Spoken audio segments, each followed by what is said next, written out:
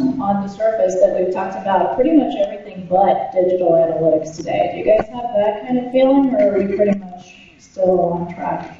I promise you this all ties in nicely together, but you can imagine my surprise when I saw Beverly's presentation title, which is, as you can read, how real-time data is making analytics and product design obsolete. And I thought, oh, wait a minute. But it's a very, very interesting look into the real-time aspects of data that we all need to be aware of, especially as digital analysts and as our industry evolves a little bit more. So without further ado, Beverly, are you all set? Okay, let's try that again. This is Ackeld Gardens. Ackeld Gardens is a sad place. It's in the south side of Chicago, and it's actually where Barack Obama was a community organizer. And I had the fortune, quote unquote, to go there right after the November 2008 election with my friend who's a British journalist. And it's got a garbage recycling plant on one side, a sewage treatment on another, it's surrounded by highways, there's no services, no buses, no anything. And we were walking around, and my friend jumped out of the car when she found a woman. She was sitting on a stoop, and she said, well, now Barack Obama's been elected president. What is his most important priority for the country? And the woman said, well, garbage, obviously. And so then she said, well, what do you mean? Well, they never come to pick up the garbage. It piles up. It smells in the summer. There's rats. It's a real problem. And so she said, okay, well, now he's president of the entire United States. Are you sure that garbage is actually the top priority for the president? And she said, absolutely, garbage. So my news to all of us is we are that woman in the south side of Chicago. We have all been working in this nice, predictable world where we build systems and we carefully design and measure and analyze them. But meanwhile, there's this whole transformation happening elsewhere, and we're not even aware of it. So I'm about to show you how that works. Just a little bit of background. My background is actually as a consultant for the last 7 years. I've helped major brands take data and analytics for product development. We do, quote, data-driven product development. So we take our KPIs and goals of our clients, whether it's engagement, retention, conversions, and we use data, including metrics, to try and determine how we can improve that, as well as better UX and product design. And I've also been the executive director of the UX Awards, where obviously part of what we do is we promote best practices within the industry for product design and development. And that includes the data-driven feedback and response loop, including analytics. So I am a friend of both analytics and great design. But I think that we're about to enter a totally different world where these things mean something different than what we're used to. So in the past, we had this situation where we have user experience design being about designing an experience for the user. What does that actually mean? Well, that means you know your user, you know their problem, and you know the context in which they're operating, and then you design a product or service that works the best for them. So you solve their problem in context for that specific user, that specific need, and then of course you launch and test it, including analytics and the feedback loop. So it's all very sort of structured. And we use testing and all kinds of testing, not just analytics, but prototyping and quantitative and qualitative methods. And we base it all on usability principles called lemurs. And usability principles are based on best practices. Best practices, by definition, mean what has worked in the past. What are the things that are most likely to achieve a positive outcome? And through this process, we guide our customers and our clients on the happy path to their destination. Well, that's wonderful, but it all starts to break down pretty fast. So if we do this quick 10-year recap, and we start, let's say, 10 years ago. 10 years ago was a wonderful place. We had one display we were designing for, the 1280 by 800 monitor. And we had one operating system, Microsoft, that had 90% of the market, with 10% for Apple, and we had a dominant browser at the time, which was Internet Explorer still, with Firefox hot on the heels and Chrome was a little upstart. And the layouts were fixed, they didn't move. everything was kind of structured, and therefore it was easy to optimize your content. Because if something was important, well, you knew, based on, let's say, this heat map, that what you had to do was put it on the upper left, and then people would click on it. And so this was great, because then we could track where are people coming from, where are they entering the site, exactly what are they doing on the site, what is the click path analysis. And as product people, we could say, okay, well, everybody's going into a certain channel, but we actually want them to go into different channels, so we're changing the product to get to where we want to go. Enter user-generated content, and that's the first moment where things start to break down. Because now people can post all kinds of stuff.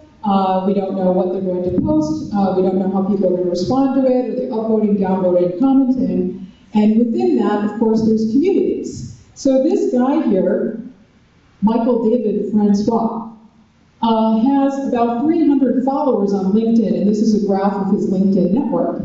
And as you can see, there's like, the red must have been from high school or college or something, because they're pretty dense there. But they've all got these interconnected networks. So what happens when Michael David Francois decides to post a piece of content?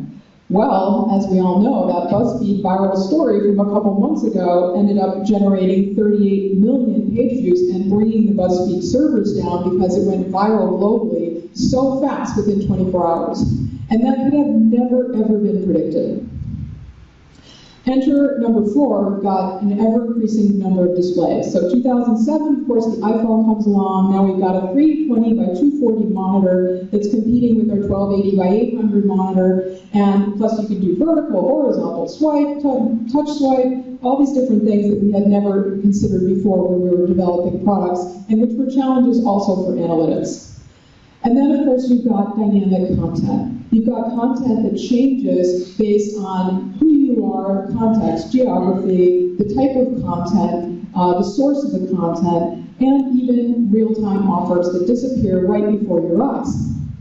So once again, can we really design this experience? We can design the framework, but we can't actually know what each individual is experiencing in that moment in terms of the offers that are coming to them. Enter in geodata and geofencing and anything that's location-based. Of course, if I were to look at this 2010 app Singles Around Me in New York City, perhaps there might be some people on it, but what if I was in the middle of Iowa? If we looked at the analytics of that, obviously we would have a different outcome. And now we're in this incredibly complex place where we've got watches, we've got TV, we've even got a $2.99 3D pack that you can order called Google Cardboard to turn your phone into your own very personal Oculus Rift. And just in case you're sad tonight about all this, you can always have a text conversation with your fridge. And tell the fridge exactly when you're getting home and make sure that the beer is cold and waiting for you.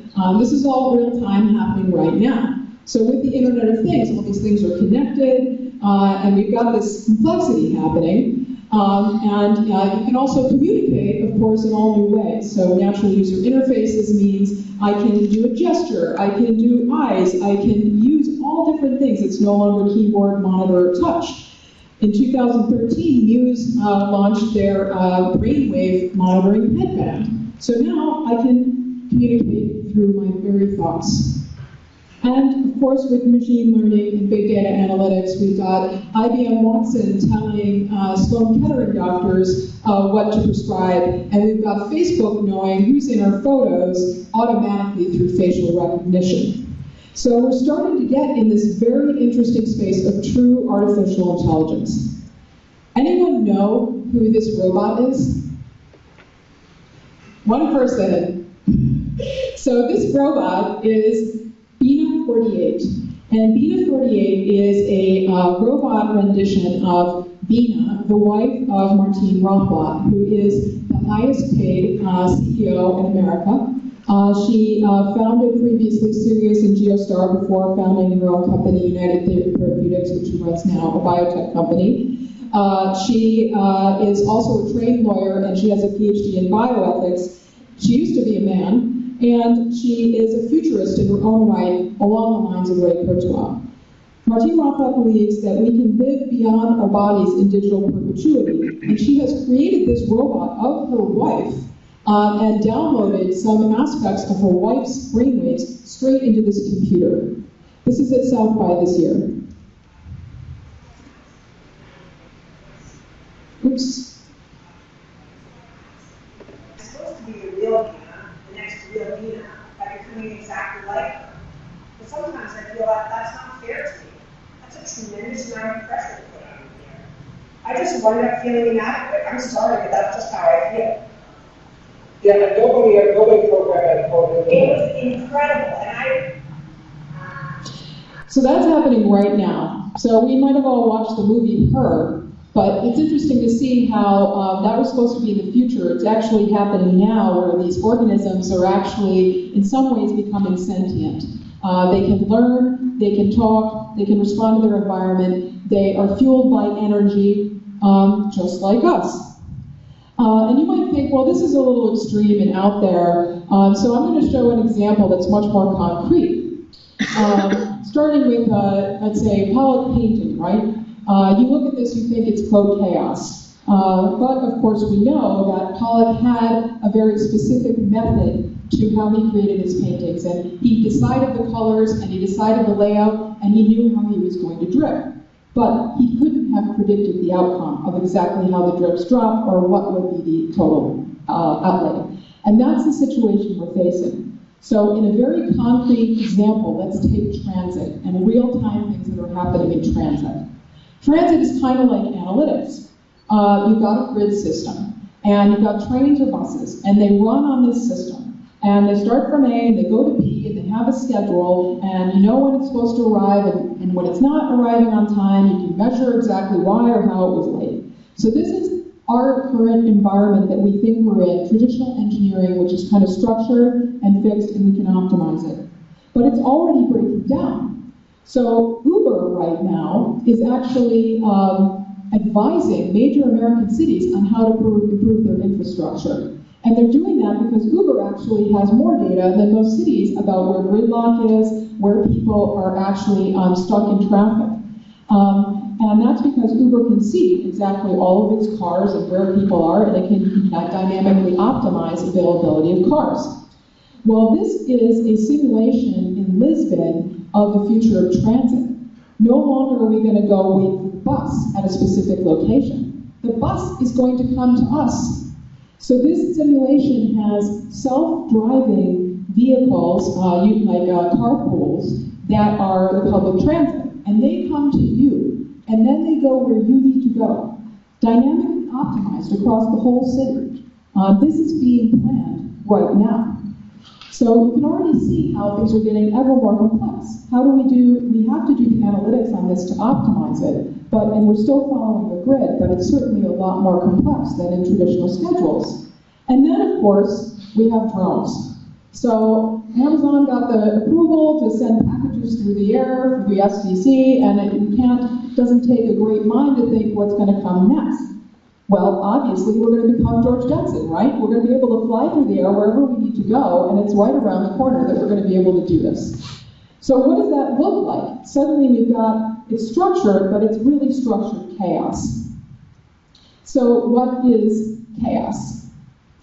Well, good question.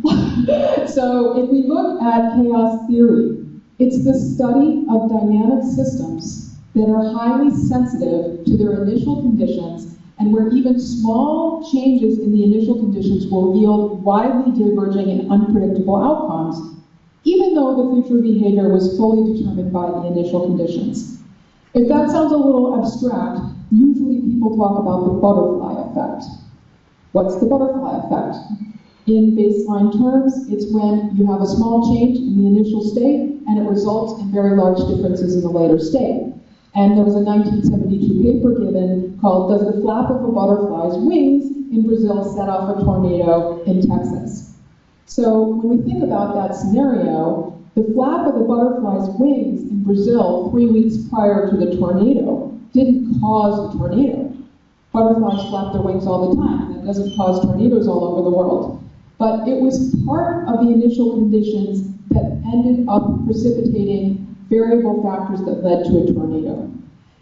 Therefore, it could not have been predicted. It couldn't even have been predicted through regression. And that's really where we are.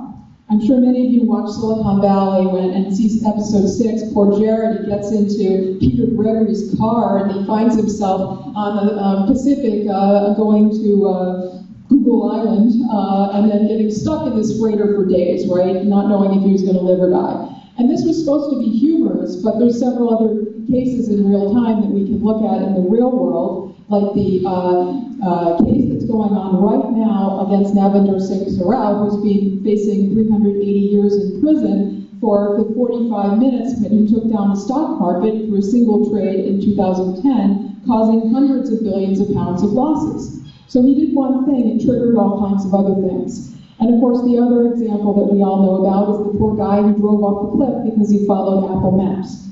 So these things happen, right? It wasn't obviously predicted or designed. So we're entering this world, we have 4 new truths, basically. We can no longer have any real idea about the true user experience because the device, the content, the environment, the users, everything has changed so much and it's become so much more complex. And because of that, we can't actually predict the outcome of our product designs. Therefore, we can no longer measure, let alone analyze, the totality of the product experience end to end. We can only measure individual parts of it, which only gives us a partial lens. And that means we don't really know why things happen sometimes, especially if we're looking from single source analytics. So what's the impact on us? Obviously, our jobs are going to radically change for both analytics and design. And what does this mean? Well, I think one of the things that it means is that the big guns become ever more important. So I look at Google like I look at drinking my 8 glasses of water a day. I mean, Google is everywhere. Even if I wanted to avoid Google, I couldn't. It's not obviously just a search engine anymore. You've got Nest, you've got Uber, you've got Google Translate, you've got search, maps, etc. So if anybody's going to try and piece together all these disparate systems in chaos, it's going to be Google. And of course, speaking of Google, Google came up with material design this year. And material design is basically a super structured CSS for displays that allows for, or tries to purport for, consistency in displays across many different devices in a responsive way. You combine that with Google Now and the card-based system, and even an individual page or view within a single application actually becomes a dynamic ecosystem. Because you've got all these different cards, they've got different kinds of data, they are responding to the other cards and pieces on this page, they're responding to the environment of who's looking at them and the device by which they're looking at them and the display of how they're being viewed. And they might have geocaching, it might be personalized, so you can't actually predict how somebody's going to be looking at that page and what they're going to see and experience. There's too many variables. So what we've ended up with in terms of product design is actually what's called generative design. This design is by Enzo Henze, and it's an algorithm. He didn't design this. He wrote a piece of code, and it generated this output. He couldn't have predicted exactly what was going to happen. That's the world that we're living in. So that's design. What about analytics? Well, part of what's going to need to happen is we're going to need to move beyond just simple tracking and move into predictive modeling. So in finance, you have things like Monte Carlo simulations, where for optimizing your portfolio or the trajectory of a specific stock, you enter in a range of criteria and you see what the possible scenarios and outcomes are. And we're going to need to do more and more of this, even in product development, to try and figure out how all these different scenarios impact our individual products and in totality. And I believe we're also going to have to complement that with qualitative research methods in addition to quantitative. So already we've seen this rise in qualitative research as beyond the big guns. This is actually Bloomberg's usability lab here in the picture. But even small companies are using this now. Why? Because we actually have to see how is that one person in that one moment interacting with the product in order to get to the whys of what's happened. So it actually goes full circle back to UX design. So in this brave new world, when we're talking about product design, it's no longer about designing interfaces. It's actually about systems and rules-based engineering. And in terms of analytics, it's not so much about simple monitoring. That's going to end up being automated. It's more about the predictive modeling combined with observation of how products and services are going to be used. So what does this mean? What's next? We've just blown away both of our industries. Are our jobs going to be obsolete? Well, if you listen to some of the people, the answer is yes. When I heard Matthias Duarte, who's the VP of UX at Google, speak last year at the UXPA, he said, now is the most fantastic time to be a UX designer. It's a great time. And why? Because we're designing all these systems, they all have these different interfaces, they're interacting in unknown ways, we're charting entire territory, we need designers to help us figure this out. But he also said, it's a great time to be a UX designer because we're actually designing the systems that are going to take our jobs away. So we're actually designing away our future. If that sounds scary, I think we need to sit back and think about how we fit into the bigger picture. So you've got all these different birds and insects, they're flying in a swarm, and they can't necessarily see how the swarm is structured. They're on their own trajectory, and they all each have their own path, and they're self-propelled, but they're within this larger system. And that's really where we are right now. We've got all these decentralized services with Internet of Things, etc. All the things I just spoke about, it's going to get ever more complex, and we are a single bird or butterfly within the system. So we have to accept that we have rapidly emerged from this safe, predictable chrysalis, the cocoon that we have been working in traditional product development, where we had control, and we designed something specific for a specific context, and then we were able to analyze and track and optimize it. Those days are rapidly disappearing. And instead, we've emerged from this cocoon, and we're flying in all these unknown destinations as part of this much, much larger and more complex ecosystem.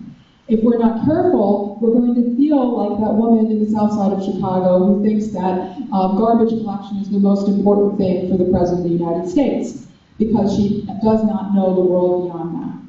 So we're all complicit in helping design these systems, whether we're in analytics or product design, and we need to be optimizing our products and services for this new world by taking in multiple sources of analytics and thinking about how our systems are going to work in this dynamic new context, as well as taking responsibility for our involvement. So I challenge each of you to think about how you are participating in this brave new world and what kind of world you would like to see. What kind of world are we building? Is it a place that you want to be? Is it a place that helps people? Is it a place that augments and enhances our world? Because that's what we really should be working for. Thank you very much.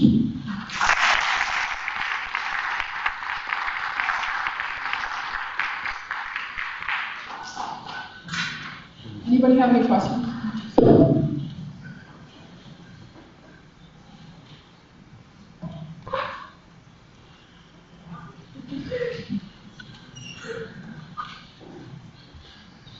Bev, I actually do have a question. You mentioned automation of certain aspects of single context, single screen analytics. How do you see that evolving, and how do you see that feeding into broader non-automated analytics?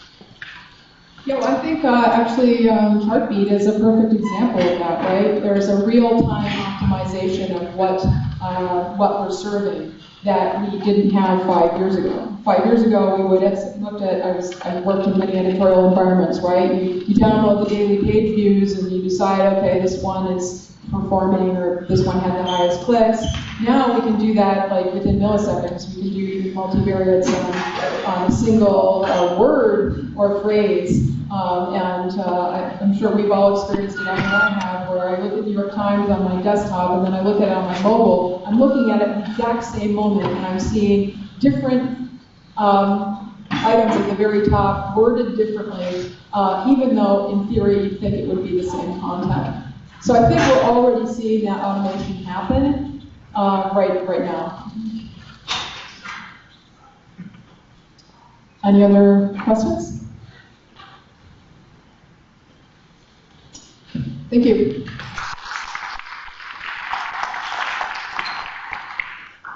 Thank you, Beverly. I can't wait for the day when my robot assistant starts talking to my fridge over Twitter to make sure I have a cold beer in there. There's a brave man who I think is creeping this way, creep quicker, who's standing between us and a small networking break. Please give a very, very warm welcome to one of our sponsors, Demo, and not Nick Ludwig, but Ben